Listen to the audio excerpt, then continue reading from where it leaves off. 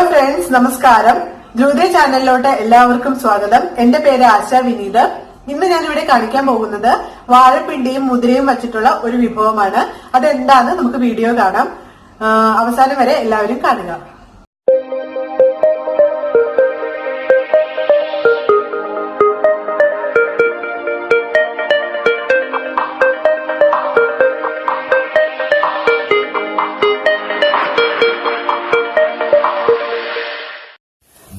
ഏത്തവാഴയുടെ കാമ്പ്, ഉണ്ണിത്തണ്ട് അല്ലെങ്കിൽ ഉണ്ണിപ്പിണ്ടി, വാഴപ്പിണ്ടി എന്നൊക്കെ പറയാം. ഈ വാഴപ്പിണ്ടി വളരെ ചെറുതായിട്ട് അരിഞ്ഞെടുത്തതാണ് ഈ കാണുന്നത്. ഇതിലോട്ട് കുറച്ച് വെള്ളം, ഒരു 1/4 കപ്പ് വെള്ളം ചേർക്കുകയാണ്. വാഴപ്പിണ്ടിയിൽ ഓൾറെഡി കുറച്ച് വെള്ളം ഉണ്ടാവും. അപ്പൊ ആ വെള്ളം ഒന്ന് വേവിച്ചെടുത്താൽ മതി തോരന്. അതുകൊണ്ടാണ് കുറച്ച് വെള്ളം ചേർത്താൽ മതി എന്ന് പറയാം. ഇത് 100 ഗ്രാം മുതിര തലേ ദിവസം വെള്ളത്തിലിട്ട് കുതിർത്ത് ആ വെള്ളത്തോടു കൂടി തന്നെ വേവിച്ചെടുത്ത് വെച്ചതാണ്. കുറച്ച് ഉപ്പ് ചേർത്ത് വേവിച്ചതാണ്. ഈ മുതിര ആ വേവിച്ച വെള്ളത്തോടു കൂടി തന്നെ ഞാൻ ചേർക്കുകയാണ്. 1/2 ടീസ്പൂൺ മഞ്ഞൾപ്പൊടി ചേർത്തു. കുറച്ച് ഒരു ചെറിയ നെല്ലിക്ക വലുപ്പത്തില് ശർക്കര ചേർക്കുകയാണ്. ആവശ്യാനുസരണം കുറച്ച് ഉപ്പും ചേർക്കാം നമുക്ക്. അപ്പോൾ ഈ ശർക്കര ചേർക്കണോണ്ട് ഒട്ടും ഇതിന് ടേസ്റ്റ് കുറവ് വരുന്നില്ല. എനിക്ക് സാധാരണ കറികളിൽ ശർക്കര ചേർക്കണതൊന്നും ഇഷ്ടമല്ല. പക്ഷെ നമ്മൾ ഈ മുതിര ചേർക്കുമ്പോൾ ചിലവർക്ക് ഇഞ്ചി ഇട്ടാലും അല്ലെങ്കിൽ വെളുത്തുള്ളി ഇട്ടാലൊക്കെ ചിലപ്പോൾ വയറിന് ഒരു അസ്വസ്ഥത തോന്നാം. അങ്ങനെയുള്ളവർക്കൊക്കെ ഇത് വളരെ നല്ലതാണ്. ഈ ശർക്കര ചേർത്ത് കറികളിൽ കുറച്ച് ശർക്കര ചേർത്ത് കറികളിൽ ഡൈജഷന് വളരെ സഹായിക്കും. അതുപോലെ തന്നെ മധുരം അങ്ങനെ തോന്നുകയില്ല. വളരെ കുറച്ച് മാത്രം നിങ്ങൾ ചേർത്താൽ മതി. ഇത് ഞാനിപ്പോൾ ഇവിടെ ചേർത്തിരിക്കുന്നത് ഓർഗാനിക് ശർക്കരയാണ്. നിങ്ങൾക്ക് നിങ്ങളുടെ കയ്യിലുള്ള ശർക്കര ഏതാണെന്ന് വെച്ചാൽ ചേർക്കാം. ഇത് നമുക്കൊന്ന് വേവിച്ചെടുക്കണം. അങ്ങനെ നമ്മുടെ വാഴപ്പിണ്ടിയും മുതിരയും വെന്ത് വന്നിട്ടുണ്ട്. അപ്പൊ കുറച്ച് വെള്ളം മാത്രം വെച്ചിട്ട് വേവിച്ചെടുത്താൽ മതി. ഇത് അടച്ചു വെച്ച് വേവിക്കുമ്പോൾ പെട്ടെന്ന് വെന്ത് വന്നോളും. ഇനി നമുക്കിതൊന്ന് താളിച്ചെടുക്കണം. അതിനായിട്ട് ഒരു പാനിലോട്ട് കുറച്ച് വെളിച്ചെണ്ണ ചേർത്തിരിക്കുകയാണ്. അത് ചൂടായി വരുമ്പോൾ 1 ടീസ്പൂൺ കടുക് ഇടുക. അത് നന്നായിട്ട് പൊട്ടി വരണ വരെ വെയിറ്റ് ചെയ്യാം. കടുക് നന്നായിട്ട് പൊട്ടി വരുമ്പോൾ കുറച്ച് കറിവേപ്പില ചേർക്കാം നമുക്ക്. ഇനി 3 വറ്റൽ മുളക് ചേർക്കാം. ഇതൊന്ന് ജസ്റ്റ് ഇളക്കി കൊടുക്കുക. ആ വറ്റൽ മുളകിന്റെയും കറിവേപ്പിലയുടെയും ഒക്കെ സ്വാദ് ആ വെളിച്ചെണ്ണയിലോട്ട് ഒന്ന് ഇറങ്ങി വരാൻ 1 മിനിറ്റ് ഒന്ന് ജസ്റ്റ് ഒന്ന് ഇളക്കി കൊടുക്കാം നമുക്ക്. വാഴപ്പിണ്ടിയില് വളരെ നാരുകൾ അടങ്ങിയിട്ടുണ്ടെന്ന് നിങ്ങൾക്ക് എല്ലാവർക്കും അറിയാലോ. അപ്പൊ ആ വാഴപ്പിണ്ടിയിലെ നാരുകള് കൂടുതലുള്ളതുകൊണ്ട് തന്നെ നമ്മള് കൂടുതൽ വേവിച്ചിട്ടുണ്ടെങ്കിൽ അത് വെന്തുടഞ്ഞ് നാരുകളൊക്കെ ആയിട്ട് കട്ടിയായിട്ട് തീരും. അപ്പൊ അതുകൊണ്ടാണ് വളരെ വെള്ളം കുറച്ച് ഈ വാഴപ്പിണ്ടി വേവിക്കുക. അതിനുശേഷം നിങ്ങൾക്ക് വേവ് കുറച്ചും കൂടി വേണമെന്ന് തോന്നുകയാണെങ്കിൽ കുറച്ച് ചൂടുവെള്ളം ചേർത്ത് ആവശ്യാനുസരണം വേവിച്ചെടുത്താൽ മതി. ചിലവര് കണ്ടിട്ടുണ്ട് ഇത് അരിച്ചെടുക്കും. അപ്പൊ അത് അരിച്ചെടുത്തിട്ടുണ്ടെങ്കിൽ ആ വെള്ളത്തിലൂടെ വാഴപ്പിണ്ടി വേവിച്ചതിന്റെ ഗുണങ്ങൾ മുഴുവൻ നഷ്ടപ്പെടുകയാണ് ചെയ്യുന്നത്. അതുകൊണ്ട് മാക്സിമം വാഴപ്പിണ്ടി വേവിച്ച ശേഷം അത് ആ വെള്ളം അരിച്ചു കളയാതിരിക്കുക. ഹൈ ഫ്ലെയിമിലിട്ടിട്ട് ഒന്ന് ഇളക്കി കൊടുത്താൽ മതി. പെട്ടെന്ന് അത് വെള്ളം വറ്റിക്കോളും. കുറച്ച് വെള്ളമല്ലേ ഉള്ളൂ. ആ ബാക്കി ഉണ്ടായിരുന്ന വേവിക്കുമ്പോൾ ഉണ്ടായിരുന്ന വെള്ളമായിരുന്നു. ഇനി ഇതിലോട്ട് കുറച്ച് തേങ്ങ ചിരകിയത് നമുക്ക് ചേർക്കാം. അങ്ങനെ ഇതൊന്ന് മിക്സ് ചെയ്യുക നന്നായിട്ട്. ഇത് വളരെ സ്വാദുള്ള ഒരു ഹെൽത്തി ആയിട്ടുള്ള പിണ്ടിത്തോരനാണ്, വാഴപ്പിണ്ടിത്തോരനാണ്. മുതിരയും ചേർക്കുമ്പോൾ ഇതിന്റെ ഹെൽത്ത് ബെനിഫിറ്റ്സ് കൂടുകയാണ്. അങ്ങനെ എല്ലാവർക്കും ഇഷ്ടപ്പെടുന്ന വാഴപ്പിണ്ടി മുതിര തോരൻ റെഡി ആയി കഴിഞ്ഞു. വാഴപ്പിണ്ടി എങ്ങനെ നന്നാക്കാം എന്നതും അത് എങ്ങനെ അരിയേണ്ടത് എന്നൊക്കെ എന്നെ വിശദമായിട്ടുള്ള ഒരു വാഴപ്പിണ്ടി തോരൻ എന്ന് പറഞ്ഞ വേറൊരു വീഡിയോയിൽ ഞാൻ പറയുന്നുണ്ട്.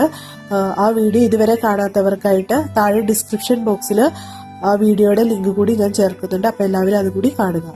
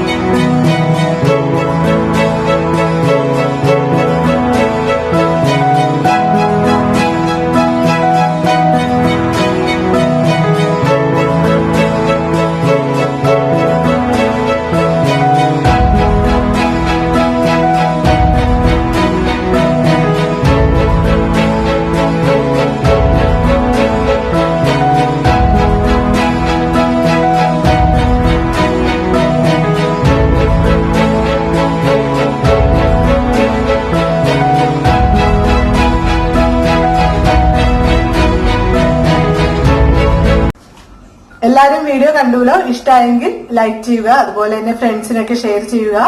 ഇതുവരെ സബ്സ്ക്രൈബ് ചെയ്യാത്തവരാണെങ്കിൽ എന്റെ ചാനൽ ഇപ്പോൾ തന്നെ സബ്സ്ക്രൈബ് ചെയ്യുക. അപ്പോൾ അടുത്ത വീഡിയോ ആയിട്ട് പിന്നെയും കാണാം. ഇതുവരെ വീഡിയോ കണ്ടിരുന്ന എല്ലാവർക്കും നന്ദി.